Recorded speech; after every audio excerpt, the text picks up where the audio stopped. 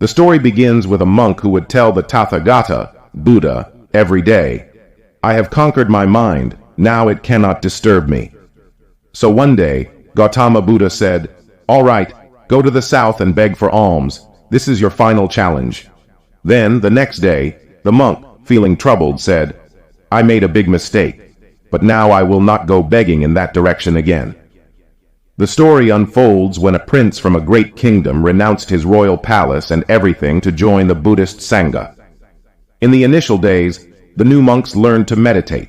Along with that, Gautama Buddha sent them for alms rounds so that the monks' ego would weaken and their behavior would become humble. After some time of joining the Sangha, even the prince began to go for alms. Initially, everything was fine, but after a few days, an incident occurred that troubled the prince, causing him to refuse to go for alms. The rule for alms rounds was that a monk could only beg for alms from 2 houses, and if he didn't receive any, he would return to the ashram and take water. Once, the prince monk went out for alms in the city, but by chance, he did not receive any alms. Initially, the prince monk felt disappointed, but within moments, his mind became calm as if nothing had happened. Without any effort, the monk felt quite content today. He returned and told Gautama Buddha, "Today, I did not receive alms, but my mind is peaceful, and no thought has troubled me." Gautama Buddha understood all the emotions of the monk. The Tathagata said, "That's good. Tomorrow you will go begging towards the palace." The monk obeyed the command and went for alms the next day. After a while, when the monk passed by the palace, he remembered his palace and the luxurious life he used to lead. The monk thought that in the palace, he used to get delicious food, and many servants served him, and all kinds of comforts were available. Thinking like this, the monk felt a desire to have a good meal today. Then the monk became aware that all these were memories of the past, and he was just observing them. With the freshness of old memories, some desires were arising in the mind, which I am just observing. If I keep the desire to fulfill these physical desires, then I will lose the peace of mind and this awakened state. The monk felt that whenever we take ourselves 2 steps ahead, we raise the level of consciousness, then the mind plays such games.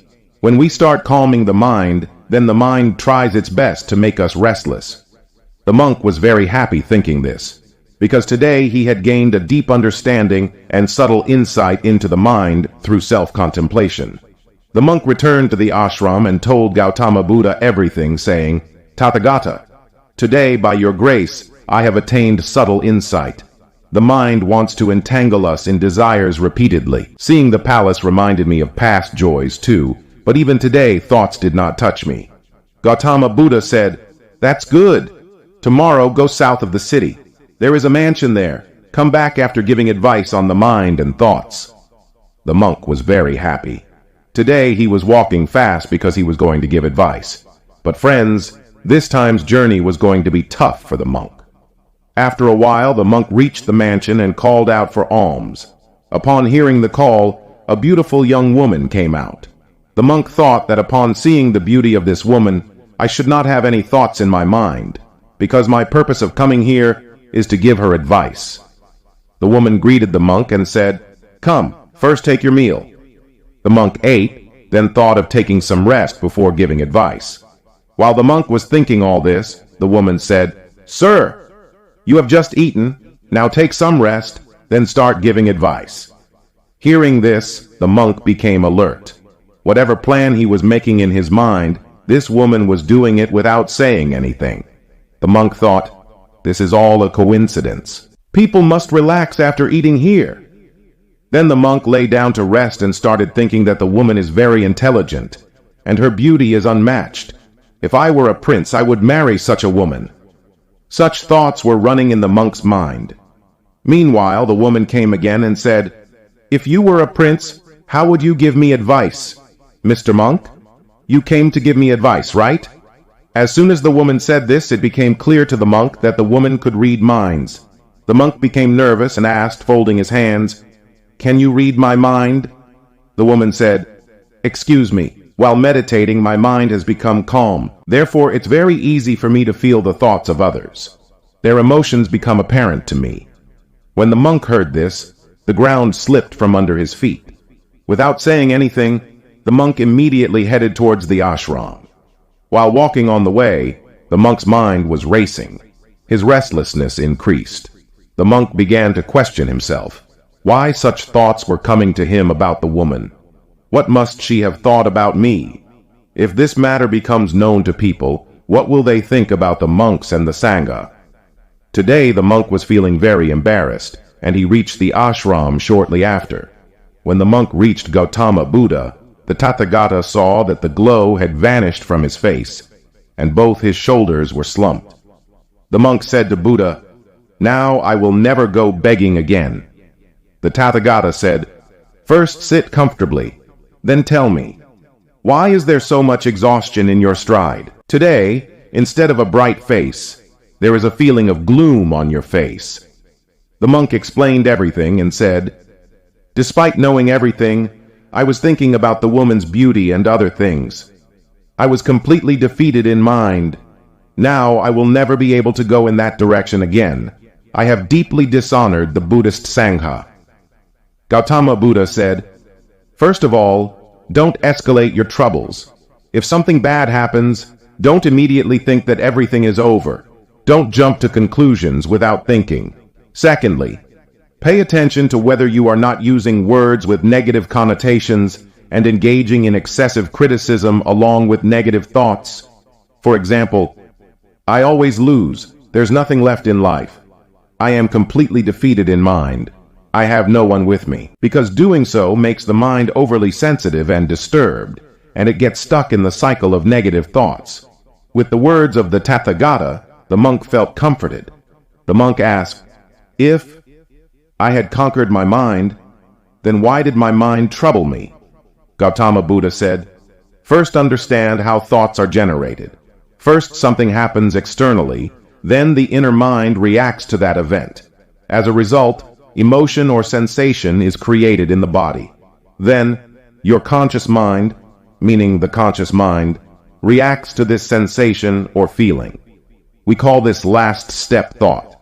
The monk asked, "Where does so much power to bother us come from in thoughts?" Gautama Buddha says that we ourselves empower thoughts.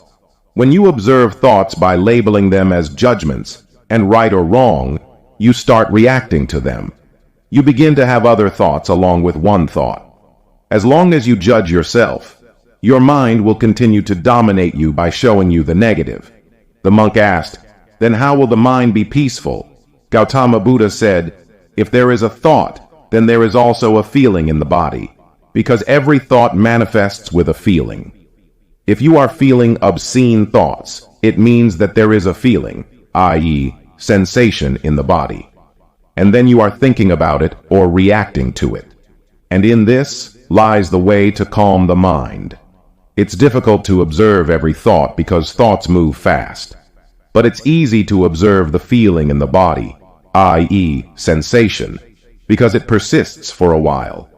If they are observed without judgment, simply by understanding the meaning of right and wrong, then they also disappear. Then the peace behind the mind manifests, and in that peace, there is a realization that the mind cannot ruin us.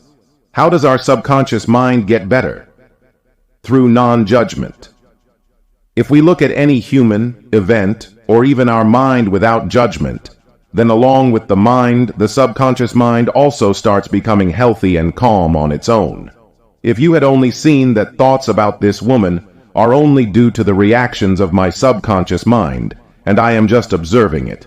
There is a lot going on in the mind, but I am mindful of my breath.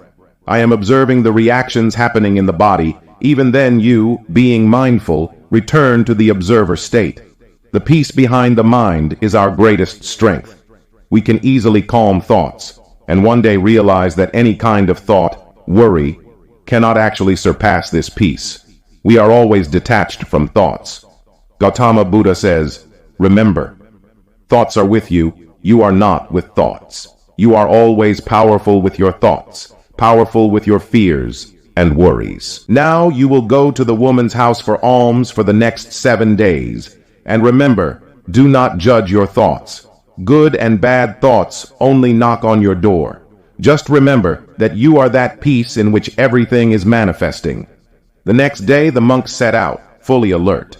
There was a little anxiety before going to the woman's house, but the monk remained in the observer state. He just kept observing thoughts, the emotions rising in the body, fears, guilt, everything. When he returned, he was completely calm. Today, I have conquered the mind without any pride.